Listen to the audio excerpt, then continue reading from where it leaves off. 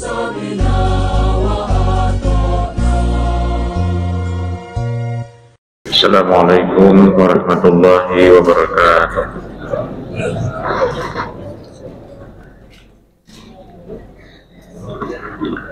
Bismillahirrahmanirrahim. Alhamdulillahirabbil alamin. Wassalatu wassalamu ala asyrafil anbiya'i wal mursalin. Nabiyika wa rasulika Muhammadin wa ala alihi wa ashabihi wa man tabi'ahum bi ihsanin ila yaumiddin, amma ba'du. Amsayna wa amsal mulku lillah walhamdulillah wa la ilaha illallah wahdahu la syarikalah lahul mulku wa lahul hamdu wa huwa ala kulli syai'in qadir. Nas'aluka khaira ma fi hadhihi lailah wa khaira ma ba'daha wa na'udzubika min syarri ma fi hadhihi lailah wa syarri ma ba'daha wa na'udzubika minal kasali wal harami wa su'il kibari wa na'udzubika min azabin finnar wa azabin fil qabr. Amin ya rabbal alamin, amma ba'du. Bapak-bapak dan ibu-ibu jamaah sholat maghrib Masjid Ami Abdullah, Jalan Ahmad Yani, kilometer 8 yang dirahmati Allah.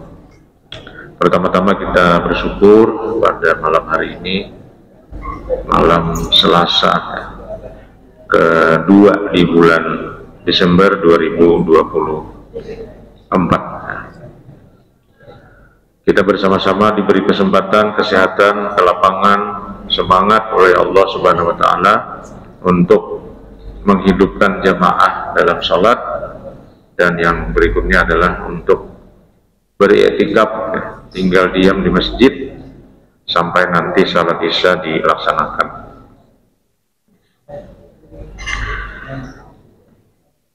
Sambil etikaf kita sambil ngaji untuk beberapa ayat Al-Quran yang pada malam hari ini adalah ayat 94 surah Al-Isra, surah ke-17.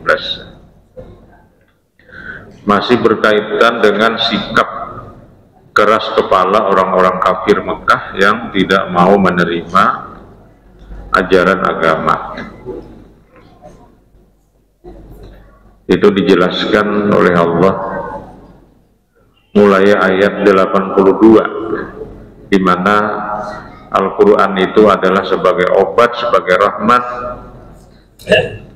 tetapi orang-orang kafir tidak mau menerima.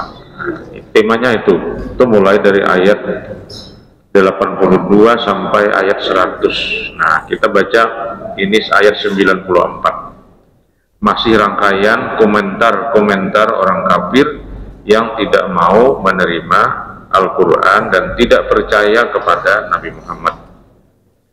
Untuk apa informasi ini diberikan kepada kita?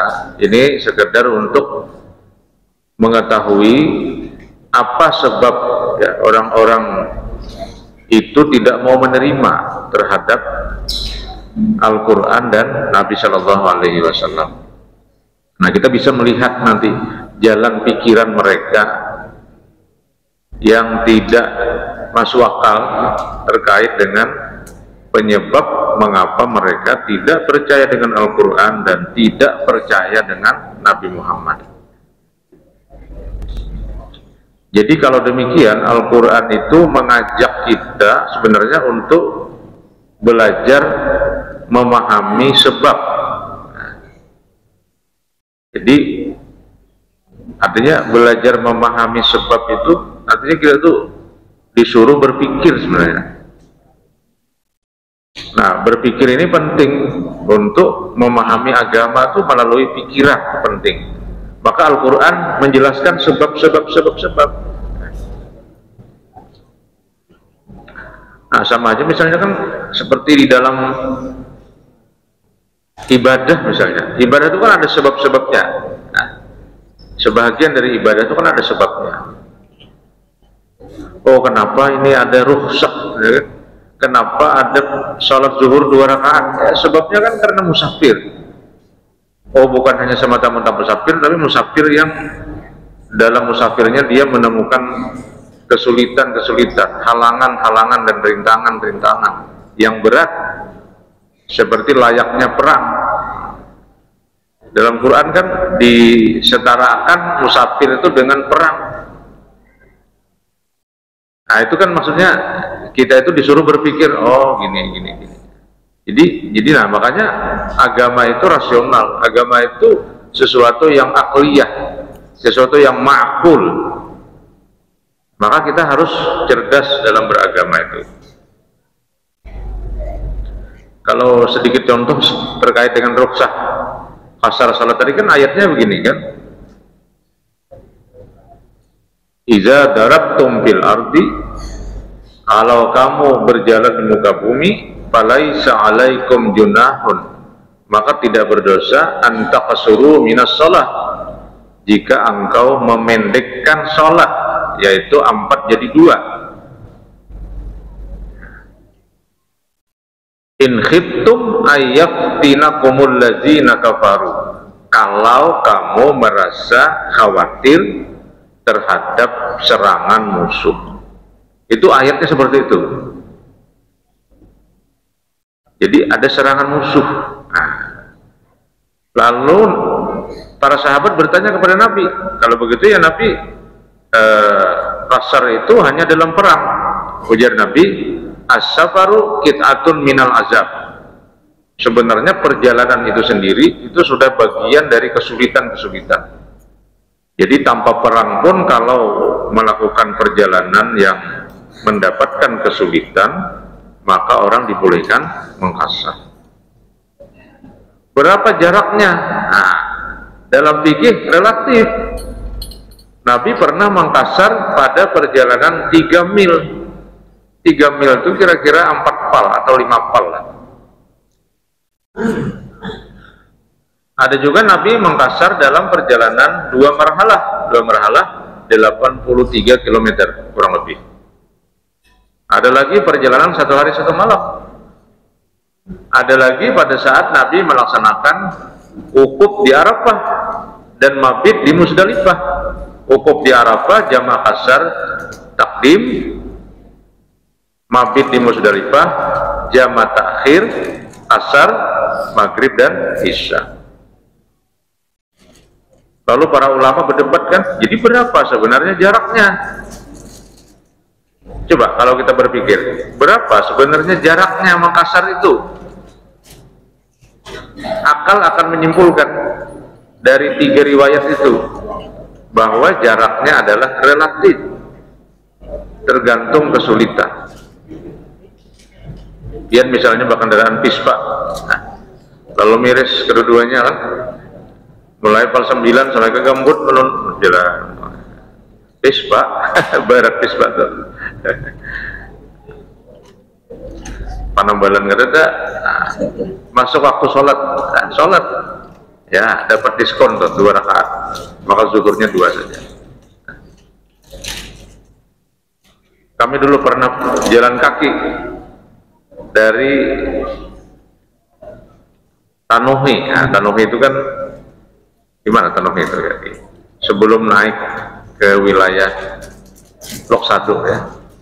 Dari Tanohi ke Loksado itu dulu jalan kaki. Karena dulu itu belum ada jalan yang bisa dilewati mobil karena banyak sungai. Dulu tahun 90-an. Kalau sekarang kan sudah mobil sampai ke Loksado. Dulu nggak bisa, harus jalan kaki karena melewati sungai. Jadi sungainya kita berjalan di sungai, tapi sungainya tidak terlalu dalam, paling sampai lutut ya, atau sampai landau lah, sampai petang paha, ada sampai pinggang. Nah, itu diperlukan waktu kira-kira 1 jam berjalan kaki itu, turun naik gunung. Nah, saya membayangkan inilah kira-kira perjalanan Nabi juga. Bahari itu yang 3 mil tadi, Nabi mengqasar salat dalam perjalanan 3 mil. Bayangkan kan Masjidil Haram itu dulu kan dikelilingi gunung. Wah, ini benar ya, ada terowongan karena gunung ditambus jalan bawah. Bahari kan ada terowongan. Jadi menyebelahi gunung pun naik. 3 mil Nabi mengqasar. Nah, jadi maksud ulun bahwa ketika kita membaca ayat-ayat di sekitar Al-Isra di ayat 82 sampai 100, itu Allah menjelaskan tentang sejarah masyarakat yang tidak mau menerima Nabi dan tidak mau menerima Al-Quran. Maksudnya tidak mau menerima agama Islam. Lalu dipadahkan jalan pikirannya. Nah, ini jalan pikirannya antara lain. Kalau sebelum itu sudah ada juga kan? Ayat 90 kan, wa qalu lan nu'mina laka hatta tafjura lana minal ardi yanbu'a aw takuna laka jannatun min nakhilin wa inabin fatafjural anhara hilalaha tafjira aw tusqita samaa'a kama za'amta alaina kisafan aw ta'tiya billahi wal malaikati qabila aw yakuna laka baitun min zukhrufin aw tarqa fis sama' wa lan nu'mina liruqika hatta tanazzala alaina kitaban taqra'u qul subhana rabbi hal kuntu illa basyaran rasulah. Ini yang kita baca bulan lalu. Jadi orang-orang Mekah itu aneh berpikirnya, kami tidak akan beriman kepada engkau hai Muhammad kecuali di hadapan kami muncul mata air. Jadi berdirian gini kan, yang dihadapi kan batu pasir. Hai Muhammad, kami mau beriman kalau di sini nah keluar banyu. Au takuna laka jannatun min nakhilin wa inabin, atau engkau mempunyai sebuah kebun korma dan anggur, lalu engkau alirkan sungai-sungai di selaknya dengan deras, atau engkau jatuhkan dari langit kau jatuhkan langit sebagaimana engkau katakan berkeping-keping atas kami. Jadi hal-hal aneh yang disampaikan kepada Nabi yang tidak mungkin secara akal pada waktu itu. Ya kalau mukjizat ya iyalah, tapi kalau secara akal gimana? Bagaimana menjatuhkan langit berkeping-keping? Nah, lalu kata Allah di dalam ayat 94, wa ma mana'an nasa ayyuminu izja'ahumul huda illa an qalu aba'asallahu basyarar rasulah. Nah, dan sebenarnya tidak ada sesuatu yang menghalangi manusia yang bejat hatinya seperti kaum musyrikin Mekah itu untuk beriman dan mengakui kebenaran yang dibawa oleh para nabi tatkala datang kepada mereka petunjuk disertai dengan bukti kebenarannya yang sangat jelas. Tidak ada yang menghalangi mereka kecuali sifat keras kepala mereka yang tercermin pada perkataan mereka. Apa perkataan mereka? Adakah Allah yang maha agung dan mulia itu mengutus seorang manusia menjadi rasul? Yakni tidak pantas lagi, tidak mungkin manusia menjadi rasul. Yang pantas dan mungkin adalah malaikat. Jadi maksudnya mereka mengatakan, mungkinkah manusia itu jadi rasul? Ini perkataan orang musyrik, orang kafir kepada Nabi. Mungkin nggak manusia itu jadi rasul? Mestinya kata mereka yang jadi rasul itu adalah malaikat. Lalu kata Allah, qul, ayat 95, katakan kepada mereka itu, katakan, Tuhanku berfirman, kalau seandainya di bumi tempat pemukiman manusia ada malaikat-malaikat yang berjalan dengan tenang, yakni bermukim dan hidup berkesinambungan sebagai layaknya manusia penghuni di bumi yang hidup di alam materi, niscaya kami turunkan dari langit kepada mereka malaikat menjadi rasul. Katakanlah, kalau kamu berkeras menolak kerasulanku, kata Nabi, maka cukuplah Allah menjadi saksi antara aku dan kamu sekalian. Sesungguhnya Dia Allah sejak dahulu hingga kini dan masa akan datang terhadap hamba-hambanya adalah maha mengetahui keadaan, kecenderungan dan sifat-sifat mereka sebelum dan sesudah mereka diciptakan, dan Allah maha melihat perbuatan dan tingkah laku mereka. Jadi maksudnya, kalau Allah itu menjadikan malaikat sebagai rasul,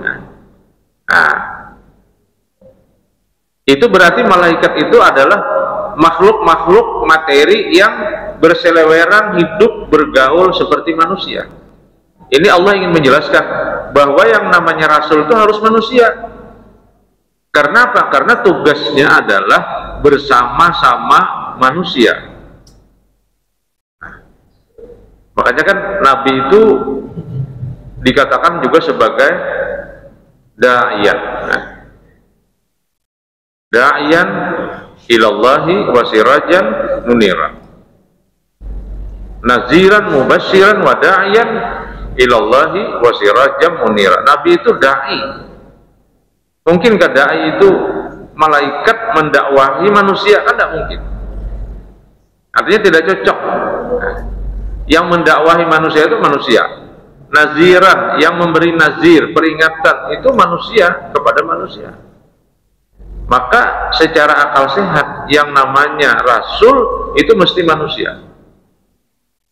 Mereka tidak mau, kami baru beriman kepada rasul kalau rasul itu malaikat. Lalu kata Allah, "Lau kana fil ardi malaikatun yamshuna mutmainnina lanazzalna 'alaihim minas sama'i malakar rasula." Kalau seandainya manusia itu hidup dalam alam materi, bergaul sesama kita dengan manusia, maka boleh jadilah Tuhan akan mengirim rasul itu dari malaikat. Tapi karena yang hidup bergaul dengan manusia itu adalah manusia, maka rasul itu mesti manusia. Nah itu kan namanya makul, namanya kan rasional. Nah.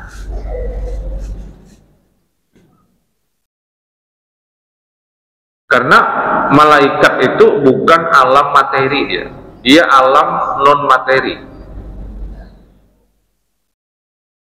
Jadi dunia materi dengan dunia non materi ini kan tidak nyambung.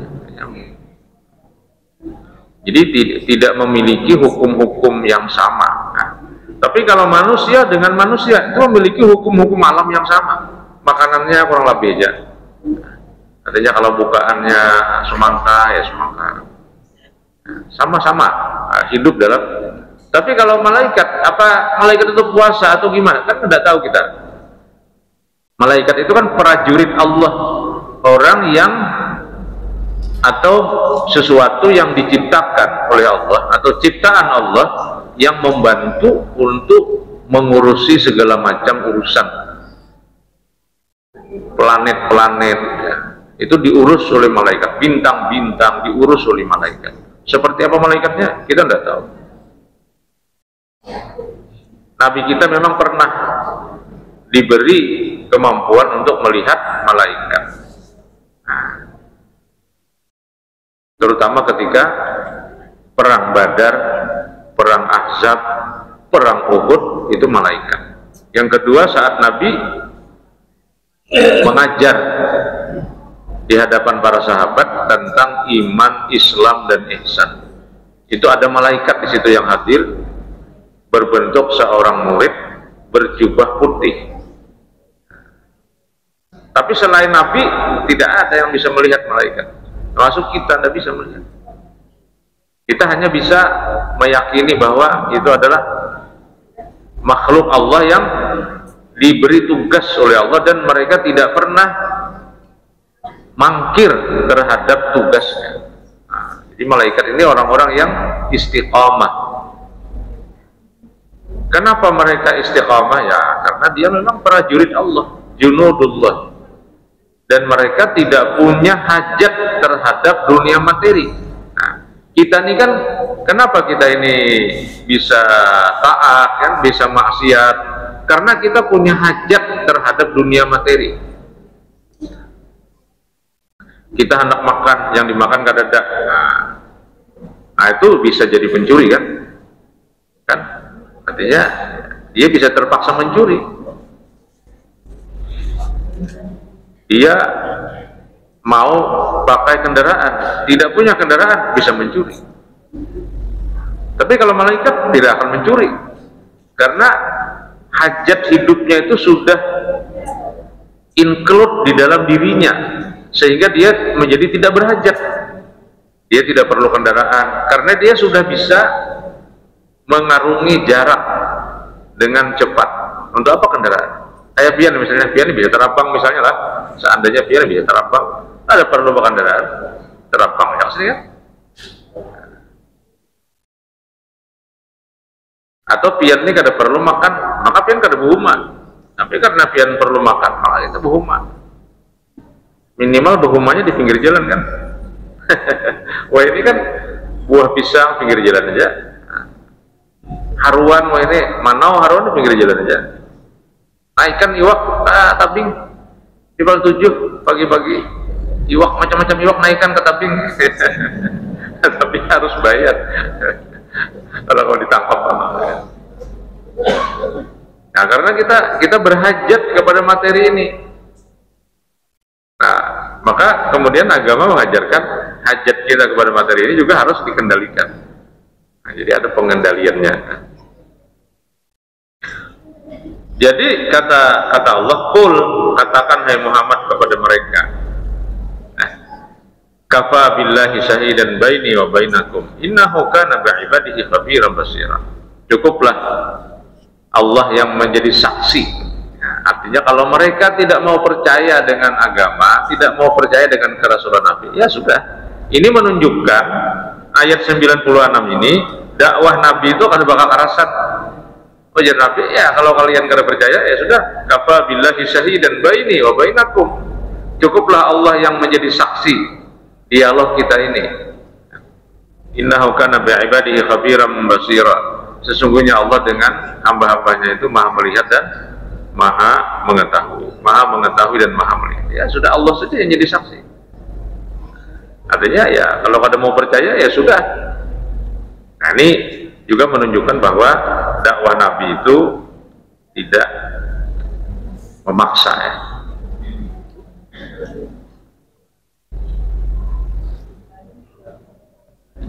Tapi dalam tinjauan apa orang menyebut sekarang tuh namanya antropologi. Antropologi itu kan ilmu tentang manusia. Jadi sebenarnya kan manusia itu semuanya memiliki fitrah bertuhan. Nah, ini penting juga nih. Dalam surah Al-A'raf ayat 172 itu sudah dijelaskan bahwa ketika Allah menciptakan kita dalam alam arwah, nah, jadi kita ini ada dalam alam arwah sebelum kita berada di dalam alam janin, alam rahim.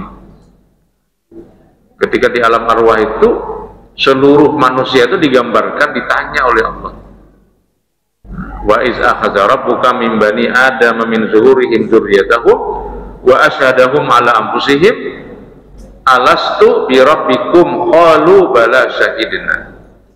Jadi manusia dalam alam arwah itu ditanya oleh Allah, apakah aku ini bukan Tuhan kamu? Seluruh manusia mengatakan, engkau Allah Tuhan kami. Maka atas dasar ini orang mengatakan dalam antropologi, setiap manusia itu sebenarnya sudah memiliki Tuhan. Nah, ditambah lagi dengan hadis Nabi kan, kata Nabi, setiap yang lahir itu fitrah, bersih dia. Fitrahnya apa? Fitrahnya seperti dikatakan dalam ayat 30 surah Ar-Rum, yaitu fa'aqim wajhaka lid-dini hanifa fitratallahi allati fataran nasa 'alaiha la tabdila li khalqillah. Jadi luruskanlah dirimu kepada Tuhanmu. Jadi kelurusan diri kita bertuhan Allah itulah fitrah. Nah, jadi fitrah manusia itu adalah bertuhan. Maka mendakwahi manusia agar bertuhan itu adalah mengembalikan fitrah manusia kepada fitrah yang sebenarnya. Jadi artinya membawa manusia bertuhan itu sebenarnya membawa manusia ke rumah asalnya. Nah, jadi rumah asal kita ini adalah bertuhan kepada Allah. Itu dalam Al-A'raf 172. Itu sudah dijelaskan di situ. Tetapi kemudian karena manusia ini dipengaruhi tadi oleh dunia materi, maka manusia itu berubah. Jadi perubahan kita ini sebenarnya karena materi sebenarnya. Sama aja mungkin ya, kita dulu waktu lagi halus, gak ada tahu apa-apa, ya hidup biasalah di kampung, makanannya ya iwak sapat kan, kemudian sayurnya ginjir lawan kangkung, ya lah.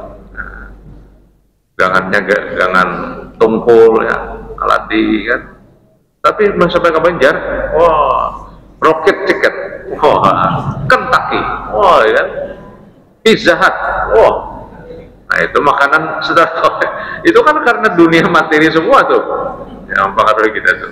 Jadi sebenarnya yang mempengaruhi kita ini adalah dunia materi ini, benda-benda di dunia ini.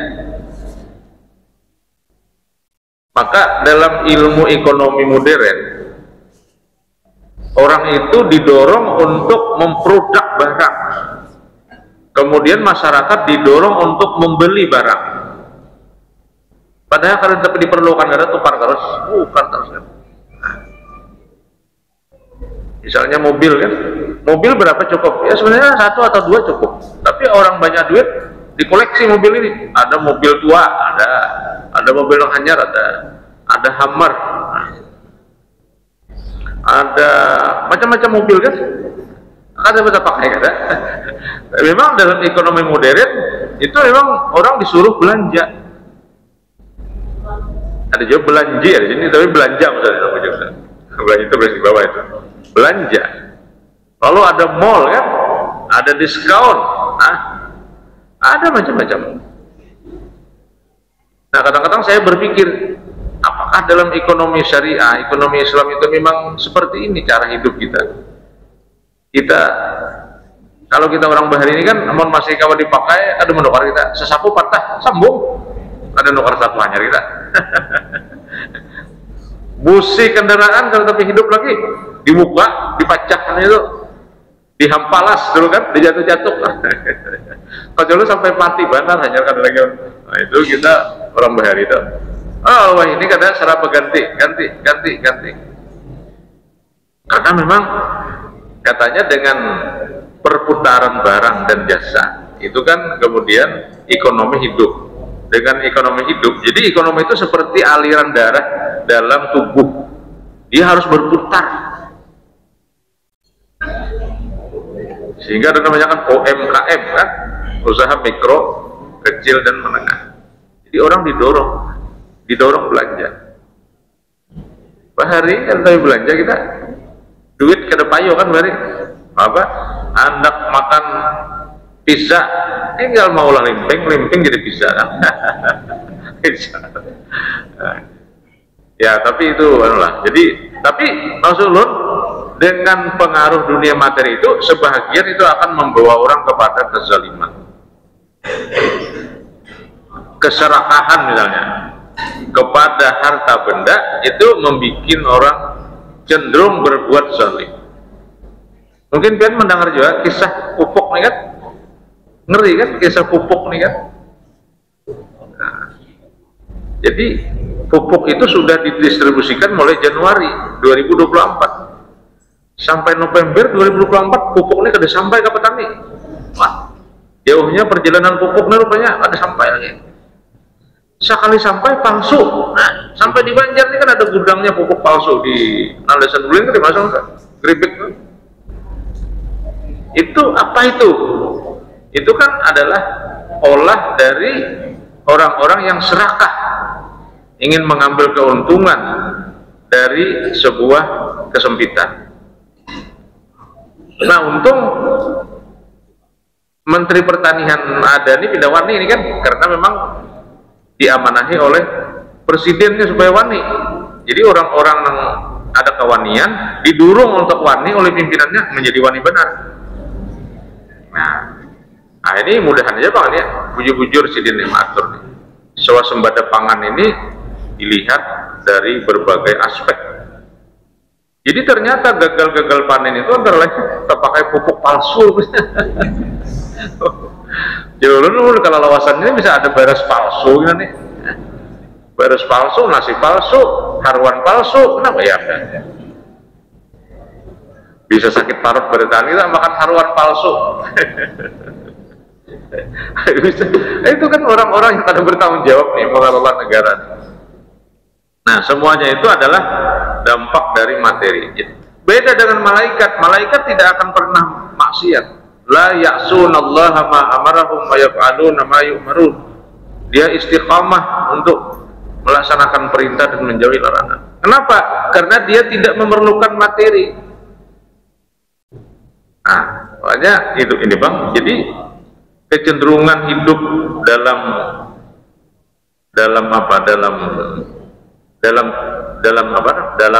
teori, bukan teori gitu.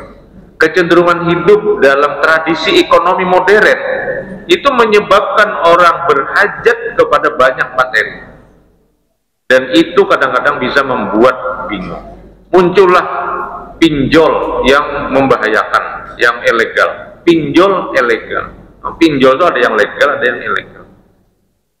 Pinjaman online.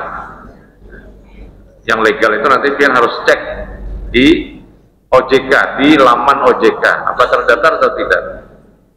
Nah, kalau tidak terdaftar berarti pinjol ilegal. Yang ilegal ini nanti membuat orang macam-macam, karena bunganya sangat tinggi.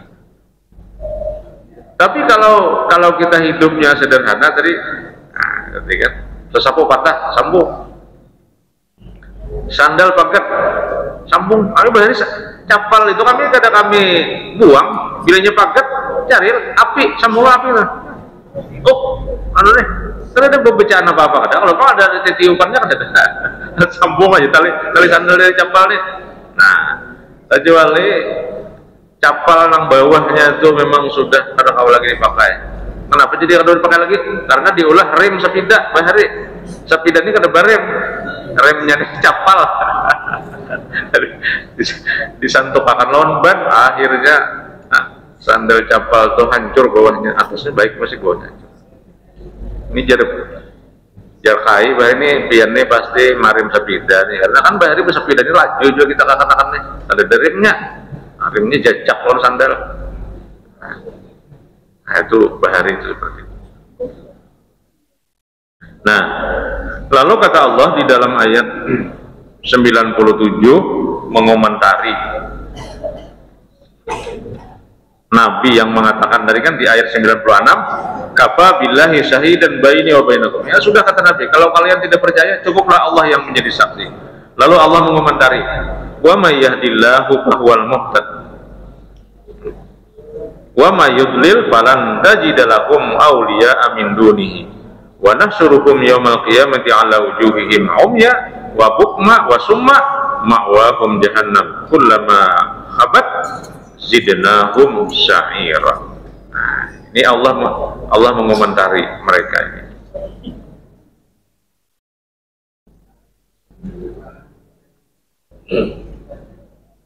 Kata-kata Allah ini disampaikan kepada Nabi, dan Nabi disuruh menyampaikan kepada mereka. Jadi, dan katakan jugalah kepada mereka, kata Allah, bahwa anugerah hidayah hanya bersumber dari Allah semata-mata. Karena itu barang siapa yang ditunjuki Allah, yakni memperoleh petunjuk, disebabkan oleh kecenderungan hatinya untuk memperoleh petunjuk, dialah yang mendapat petunjuk dan diberi kemampuan untuk mengamalkan petunjuk itu. Tidak ada seorang pun yang dapat menyesatkannya, dan barang siapa yang dia sesatkan disebabkan oleh kebejatan hatinya, maka petunjuk yang disampaikan kepadanya akan diabaikannya, dan dia menjadi orang yang sesat, dan sekali-kali engkau tidak akan mendapat bagi mereka penolong-penolong yang dapat memberi mereka petunjuk ke arah kebenaran. Nah, jadi ini penting ayat ini, wa may yahdillahu fahuwal muhtad. Siapa yang Allah beri petunjuk, dialah yang diberi petunjuk. Kalau begitu apakah petunjuk ini gratis? Nah, tidak ya. Ingat ayat 97 ini mengomentari sikap orang-orang kafir dan musyrik yang mendebat Nabi, tidak percaya dengan Nabi, dengan alasan macam-macam, termasuk alasan bahwa tidak cocok manusia jadi rasul. Yang cocok jadi rasul itu adalah malaikat. Kalau sebelumnya tadi kan kami tidak beriman kepada engkau kecuali engkau memunculkan banyu di sini. Nah, kami tidak beriman kepada engkau kecuali mampu menjatuhkan langit berkeping-keping. Jadi berarti apa ini? Ini adalah orang yang memang keras kepala, tidak mau menerima petunjuk. Karena tidak mau menerima petunjuk, tidak diberi petunjuk. Nah, ini maksud ayat ini.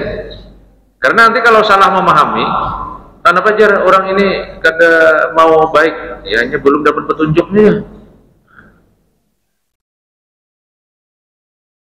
Ada dulu mahasiswa bertanya begini, apa katanya? Kalau orang mati bunuh diri, itu kan karena takdirnya. Oh, iya. Jadi berarti kalau sudah takdirnya tuh, ya kayak tukang dah.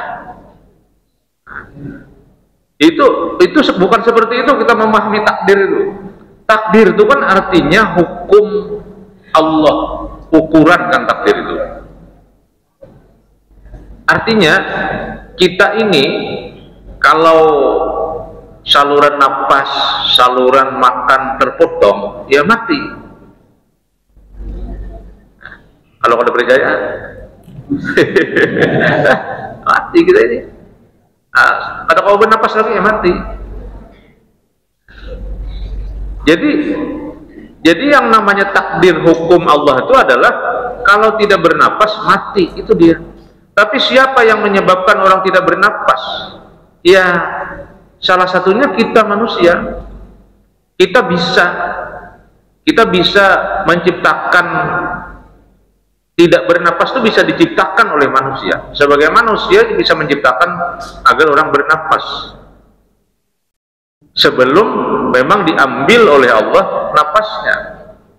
Maka jelas orang yang mengakhiri hidupnya dengan sengaja itu adalah orang yang melawan takdir sebenarnya. Nah, ini takdirnya Jawa aja masuk penjara, dasar akhirnya masuk penjara juga. Itu masuk penjara tuh salah seorang itu melakukan tindakan melawan hukum, akhirnya ditangkap, masuk penjara. Tidak bisa kita mengatakan ini dasar suratannya juga sudah aja beciri juga di sini lah.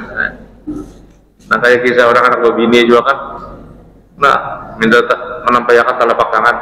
Ini umumnya aja dasar ciri begini dua nih saja. Menjadi bini tinggal, ya menadap bini dua tinggal tunjuk. Tinggal tunjuk supaya apa baju-baju anak mana kan? Jenong ini, ada yang dulu. Apa cara kok tadi? Tinggal tunjuk. Nong ini mah ambil parang. Tunjuk ditinggal. Atau apa itu kalau dilawan? Sama pada berpikir kan? Nong ini berpikir juga. Nong lagi berpikir juga. Ini kisah guru tunggal itu.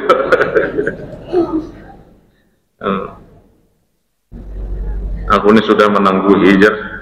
Jangan melakukan atau tukang peramal tadi. Nah, bahwa ini garis tangannya menunjukkan memang pacang bebini dua. Nah, jadi ujar bini juga, aku sudah jawab periksa tangan kone bila laki kone nah bebini dua, tangan kone bisa membunuh laki. akhirnya sama pada berpikir tadi kan. Enggak itu kan jadi aja. Sama pada berciri tangannya lah, berciri tangan orang bini berciri juga, tangan laki berciri juga. Karena percaya lawan tukang ramal itu masalahnya. Nah jadi ayat 97 ini karena mereka itu keras kepala tidak mau menerima petunjuk, maka Allah tidak beri petunjuk. Nah, ya. Tapi orang yang hatinya ya cenderung kepada kebenaran, hatinya yang insaf, hatinya yang sadar terhadap pentingnya agama, ya dia akan mendapatkan petunjuk. Maka ulun sering mengatakan petunjuk Allah itu tidak gratisan, tapi petunjuk Allah itu juga melalui usaha. Jadi kita harus berusaha, kita harus belajar, kita harus membiasakan, kita harus melawan nafsu kita harus melawan kecenderungan materialistik dalam diri kita. Maka dengan itulah kita bisa memahami agama ini dan melaksanakan agama ini dengan baik. Kada bisa kita menyerah ya Tuhan memberikan petunjuk ini ada jatuh. Wah ini Pak kayak Pak, ini petunjuk belum turun. Jadi kan sembahyangnya dulu. Iya betul. Kalau itu langsung dicatok malaikat gitu. Menyalahkan Tuhan. Kenapa mencuri? Ya karena Engkau ya Allah memberikan kekuatan kepada saya untuk mencuri, langsung dipukul. Ya bisa. Demikian hadanallahu wa iyyakum ajma'in. Subhanaka rabbana wa bihamdika asyhadu an la ilaha illa anta astaghfiruka wa atubu ilaik. Assalamualaikum warahmatullahi wabarakatuh.